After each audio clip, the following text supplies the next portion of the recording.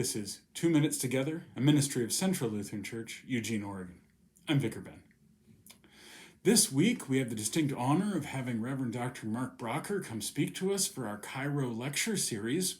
And he's going to be talking about the life and legacy of Dietrich Bonhoeffer, and specifically what that means ethically for us living in ordinary and extraordinary times, and how we're to act toward one another, toward our global community, how we could be responsible Christians in the world.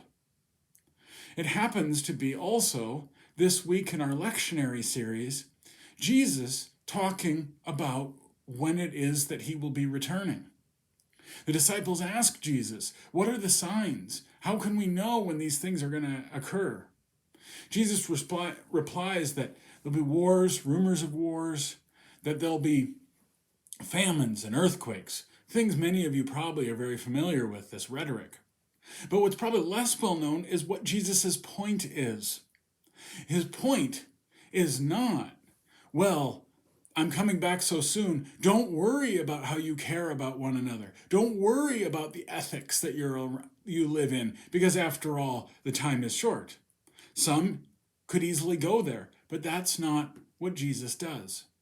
Instead, Jesus' focus is on how you should be acting today. He says, there will be wars and rumors of wars. Don't be led astray by them. There will be earthquakes. There will be famines.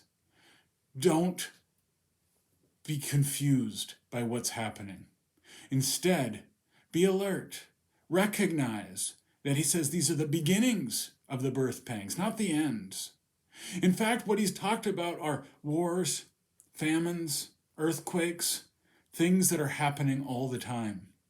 And his advice then finally is, and his command is, keep alert. And what does it mean to keep alert? What does it mean to stay awake? It doesn't mean to sit at the edge of your bed waiting for Jesus to come back. It means be active in the world.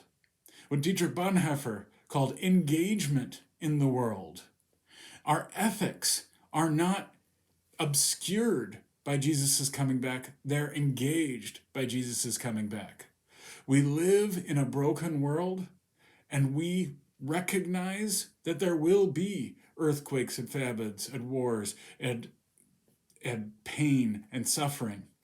But instead of it being the place to try to escape it and avoid it, this is the invitation to engage in it, to be Christ in the world. This has been 2 Minutes Together. I'm Vicar Ben.